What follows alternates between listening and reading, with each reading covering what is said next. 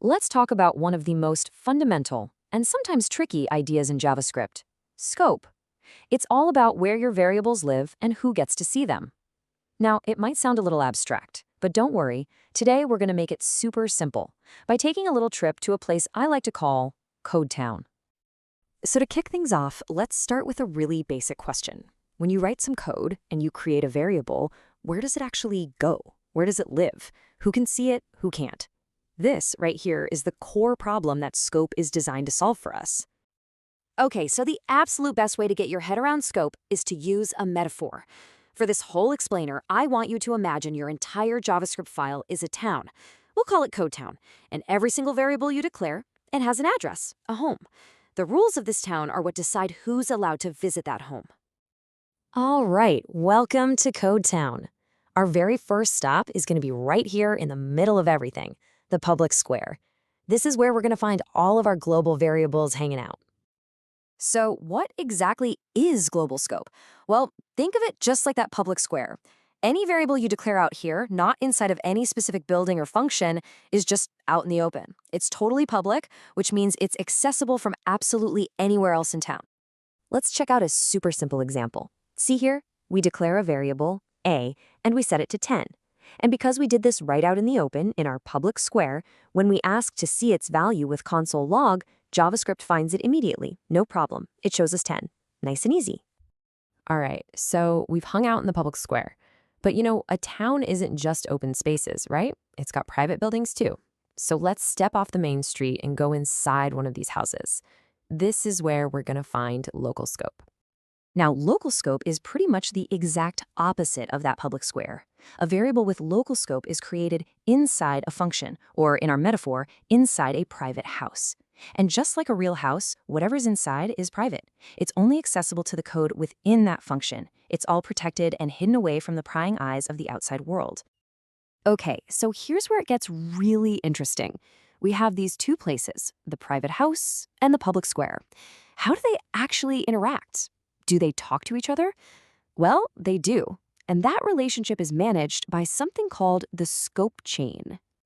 Let's see how this works. Our variable a is still out there in the global scope, the public square. But this time, we're trying to see it from inside the f1 function, from inside one of the houses. And look at that, it works. We still get 10. But wait a minute, how? The variable is outside, and we're inside. What's going on?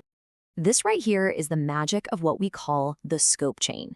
When a function needs a variable, the first thing JavaScript does is look for it right there, inside the current house, the local scope. But if it doesn't find it, it doesn't just give up. It kind of peeks out the window to the next level up, our public square, the global scope. And this brings us to probably the single most important rule in all of Code Town. You absolutely have to remember this. It's a one-way street. From inside a house, you can always look out the window and see what's happening in the public square. But if you're standing out in the square, you can't just peer into someone's private home. So, you know what we have to do now, right? We've got to see what happens when we try to break that rule. This time, our variable a is created inside the f1 function. It lives inside the house. Then, after that function is run, we try to access a from the global scope, from the public square. And bam, error. This is that classic error I'm sure you've seen a million times. Reference error, a is not defined. This isn't just some random message. It's JavaScript literally telling you, hey, I'm standing where you told me to look, out here in the global scope, and I'm telling you, there's no variable named a anywhere in sight. So why can't it find it?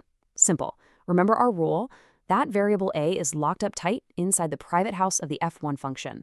And once that function is finished running, the doors are locked, and whatever was inside basically disappears from the view of the outside world.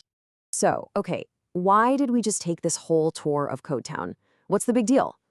Well, it's because understanding these rules is exactly how you go from writing messy, unpredictable code to writing clean, organized, and safe code.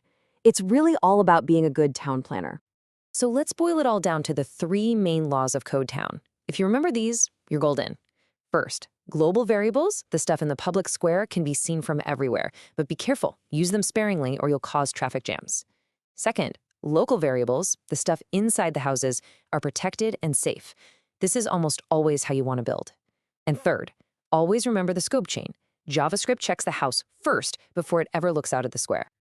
So I'll leave you with this final thought. Now that you know the rules, take a look at your own projects. Think of your code as a town.